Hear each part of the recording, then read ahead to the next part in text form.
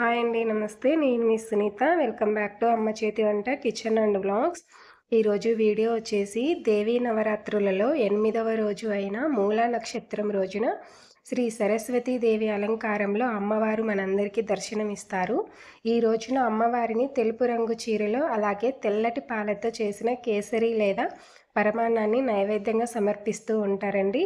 మరి అమ్మవారికి ఎంతో ఇష్టమైన పాలతో రవ్వ కేసరిని ఎలా చేసుకోవాలో, అలాగే చల్లారిన తర్వాత కూడా గట్టి పడకుండా ఉదయం నుంచి సాయంత్రం దాకా సాఫ్ట్గా ఉండే విధంగా ఎలా చేసుకోవాలనేది ఈ వీడియోలో క్లియర్గా చూపిస్తున్నాను. మరి ఆలస్యం చేయకుండా ఎలా చేసుకోవాలో ఇప్పుడు చూద్దాము. దానికోసం ఇక్కడ నేను సన్నగా ఉండే సూజీ రవ్వనైతే తీసుకున్నానండి. చిరోజీ సూజీ రవ్వ అంటే ఇస్తారు, అంటే పేనీ రవ్వలాగా సన్నగా ఉంటుందన్నమాట. ఆ విధంగా ఉన్న రవ్వతో అయితే కేసరి అనేది చాలా బాగుంటుంది.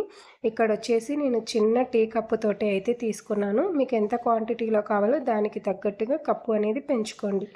తర్వాత ఒక గిన్నె తీసుకొని అందులోకి మనం ఏ కప్పుతో అయితే రవ్వ తీసుకున్నామో అదే కప్పుతో 3.5 నుంచి 4 కప్పుల దాకా పాలైతే తీసుకోండి. ఇక్కడ పూర్తిగా పాలతోటే చేస్తున్నానండి. ఇవి వచ్చేసి ఫుల్ క్రీమ్ పాలన్నమాట. మీ దగ్గర ఏవి దొరుకుతాయో వాటితోనే చేయండి, లేదంటే ఇదే ప్లేస్ను సగం పాలు సగం నీళ్ళైనా కలుపుకొని తీసుకోవచ్చు. తర్వాత పాలు అనేవి మంచి కలర్ రావడం కోసం కొంచెం కుంకుమ పువ్వు వేసానంటే, లేదంటే పసుపు ఆర్ ఫుడ్ కలర్ కూడా వేసుకోవచ్చు. తర్వాత మనం ఏ గ్లాస్తో అయితే రవ్వ తీసుకున్నామో అదే గ్లాస్ నిండా ఇక్కడ నేనైతే నెయ్యి తీసుకుంటున్నాను అండి. మీరు మొత్తము నెయ్యి వేయలేము అనుకుంటుంటే సగం నెయ్యి అలాగే సగం నూనెను కలిపి తీసుకోండి. నూనె వేసేటప్పుడు ఫ్లేవర్ లేని ఆయిల్ వేసుకొని చూసుకోండి. తర్వాత ఈలోపు మనం స్టవ్ పైన పాలు పెట్టుకొని మంచిగా ఉడికించుకోవాలన్నమాట. ఇక్కడ కొద్దిగా పసుపు అయితే వేసానండి. ఆ వీడియో క్లిప్ అనేది మిస్ అయిపోయిందనమాట. లేదంటే మీరు ఫుడ్ కలర్ వేసుకోవచ్చు. పసుపు వేసుకోవడం వల్ల ఆ టేస్ట్ అనేది ఏ తేడా ఉండదండి, ఫ్లేవర్ కూడా తెలియదన్నమాట. తర్వాత స్టవ్ పైన ఒక ప్యాన్ పెట్టుకొని అందులోకి 2 టేబుల్ స్పూన్ల దాకా మనం కరిగించి పెట్టుకున్న నెయ్యి వేసుకొని అందులోకి 15 నుంచి 20 జీడిపప్పులు అలాగే 5-6 బాదం పప్పులు కొద్దిగా కిస్మిస్ని వేసి వీటన్నిటిని కూడా మంటని లో ఫ్లేమ్లో పెట్టుకొని బాగా గోల్డెన్ షేడ్ వచ్చేంత వరకు బాగా ఫ్రై చేసుకోండి. ఇక్కడ చూస్తున్నారు కదా, ఈ విధంగా అన్నిటినీ కూడా బాగా ఫ్రై చేసుకోవాలన్నమాట. ఇలా అన్నిటిని మంచిగా ఫ్రై చేసుకున్న తర్వాత వీటన్నిటిని కూడా ఒక గిన్నెలోకి తీసుకొని పక్కన పెట్టుకోండి. తర్వాత ఇప్పుడు అదే నెయ్యిలో మనం రవ్వ తీసుకున్నాం కదా, ఆ రవ్వ అంతా కూడా వేసేసి మంటని లో ఫ్లేమ్లో పెట్టుకొని కనీసం ఒక 10 నిమిషాల పాటు బాగా దోరగా వేపండి. రవ్వ అనేది కలర్ మారాలన్నమాట. అలాగే వేపుతున్నప్పుడు మంచి వాసన వస్తుంది. మధ్య మధ్యలో కొంచెం కొంచెంగా నెయ్యి వేసుకుంటూ ఈ రవ్వ అంతా కూడా మంచిగా కలర్ మారేంత వరకు వేపుకోండి. ఇక్కడ చూస్తున్నారు కదా, ఈ విధంగా వేపుకోవాలన్నమాట. తర్వాత ఇప్పుడు ఇందులోకి మనం కాచి పక్కన పెట్టుకున్న పాలు ఉన్నాయి కదా, ఆ పాలు అనేది మొత్తం వేయకుండా సగం దాకా వేసేసుకోండి.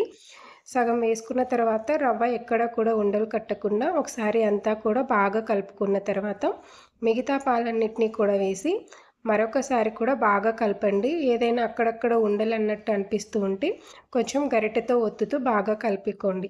తర్వాత మూత పెట్టేసి మంటని లో టు మీడియం ఫ్లేమ్లో పెట్టుకొని 5 నిమిషాల పాటు ఉడికించుకోవాలండి.